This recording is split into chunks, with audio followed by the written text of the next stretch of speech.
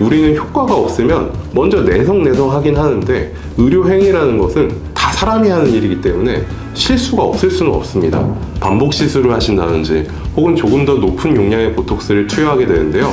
사실 이런 경우에 10분 중에 9분 이상은 다시 효과가 생기는 것을 경험하실 수가 있어요. 안녕하세요. 스타트 채널의 한마름 원장입니다. 주름 관리를 위해서 보톡스를 맞으시는 분들이 정말 많으시거든요. 제가 보톡스 시술을 하면서 가장 많이 듣는 질문 중에 하나가 있는데요. 자주 맞으면 내성 생겨서 보톡스 안 듣는 거 아니에요? 이런 질문입니다. 아무래도 보톡스 시술 주기가 한 4개월에서 6개월 정도 되거든요. 그래서 이제 처음 맞을 때는 모르다가 한 2-3번 정도 맞기 시작하면 너무 자주 맞는 거 아닌가? 라는 생각이 들고 이러다가 이제 내성 생기는 거 아닌가? 라고 이제 불안해하기도 하시는 것 같아요.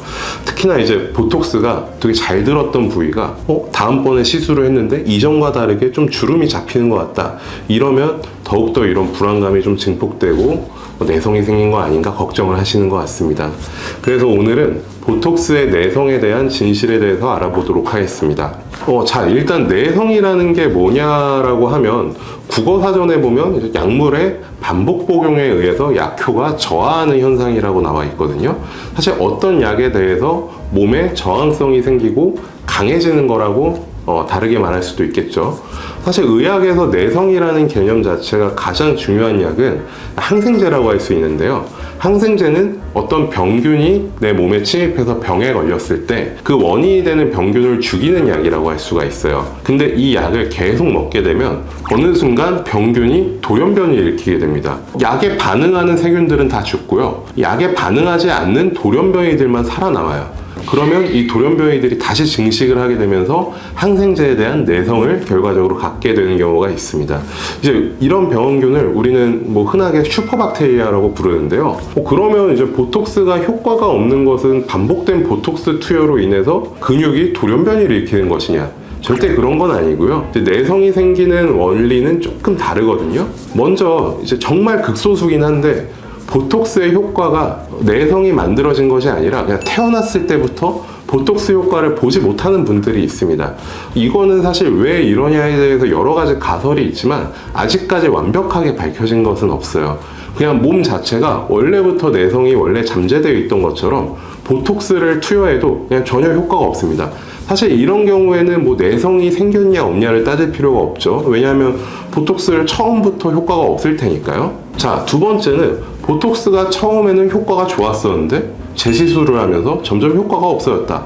사실 이게 내성이 생겼는지 의심이 가는 중요한 포인트겠죠? 여기에서는 우리가 효과가 떨어지는 이유를 원인을 두 가지로 보는데요. 일단 첫 번째로는 면역학적 원인이 있고 두 번째는 비면역학적 원인이 있어요. 자, 면역학적 원인이 뭐냐면 우리가 말하는 내성의 핵심이라고 할 수가 있습니다. 자, 보톡스라는 제품은 보툴리눔 톡신 A라고 불리는 어떤 메인 신경 독소에다가 약효의 전달이나 운반에 필요한 여러 가지 복합 단백질이 합쳐진 상태라고 보시면 되거든요.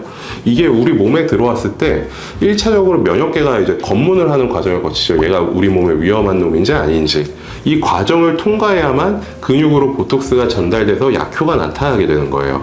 근데 보톡스가 면역계를 무사 통과하지 못하고 우리 몸에 적으로 간주되는 경우가 간혹 있습니다. 이때 이 적으로 판단하고 공격을 하는 게 사실 신경 독소를 적으로 판단하는 게 아니라 대부분 아까 운반이나 전달에 필요한 주변에 있었던 복합 단백질을 타겟으로 설정을 하게 돼요. 결과적으로 주변이 공격을 받으니까 신경 독소가 효과적으로 근육에 전달되지 못하고 그러니까 근육에서 작용을 못하게 되는 거죠. 자, 그래서 이제 제오민이나 코어톡스라는 보톡스 제품들이 우리 제품 내성이 안 생깁니다 라고 홍보하는 거에는 보통 이제 면역계에서 거부하는 성분들인 복합 단백질을 다 제거하고 순수 신경 독소만을 성분으로 해서 만들었기 때문에 내성이 생길 가능성이 적다라고 얘기를 하는 거예요.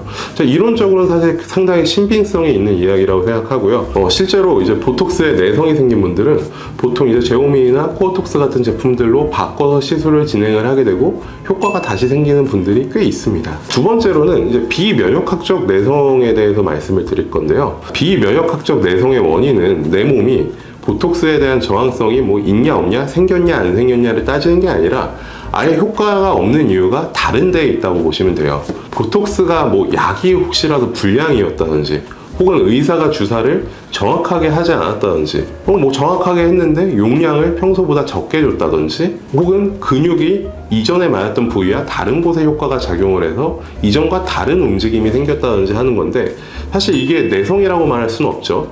근데 맞은 환자 입장에서는 치료 후에 효과가 이전과 다르거나 없으니까 마치 내성이 생긴 것처럼 느껴질 수 있을 거예요. 솔직하게 말씀드리면 우리는 효과가 없으면 먼저 내성 하긴 하는데, 의료행위라는 것은 사실 작은 의원부터 대학병원까지 다 사람이 하는 일이기 때문에 실수가 없을 수는 없습니다. 합리적으로 봤을 때는 사실 보톡스의 효과가 떨어지는 게 내성이 생겼을 가능성도 있지만 시술 과정에서 정확하지 않았을 가능성도 사실 그에 못지않게 높다고 생각해야겠죠. 실제로 한 연구 결과에서 복합 단백질이 포함된 보톡스 제품이더라도 얼굴 부위에 보톡스가 내성이 생길 확률은 0.2% 정도로 매우 드물다고 발표한 결과가 있어요. 근데 이제 병원에서 느끼는, 혹은 환자분들이 느끼는 보톡스에 내성이 생겼어요 라는 호소는 그에 비해서 훨씬 비율이 높다는 거죠. 자, 보톡스를 반복 시술한 자리가 효과가 떨어지는 게 느껴지시거나 한다면, 사실 저는 보톡스에 내성이 생겼냐 의심하시기보다는 다시 한번 내원하셔서 진찰을 받아보시고 반복 시술을 하신다든지, 혹은 조금 더 높은 용량의 보톡스를 투여하게 되는데요. 사실 이런 경우에 뭐 10분 중에 9분 이상은 다시 효과가 생기는 것을 경험하실 수가 있어요.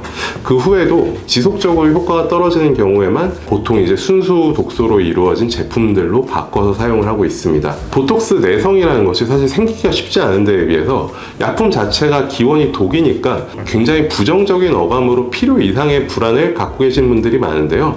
저는 오늘 이 영상으로 조금 더 예뻐지고 젊어지는데 보톡스를 사용하시는데 좀 더 부담이 더는 시간이 되었으면 합니다. 지금까지 한바름 원장이었습니다. 감사합니다.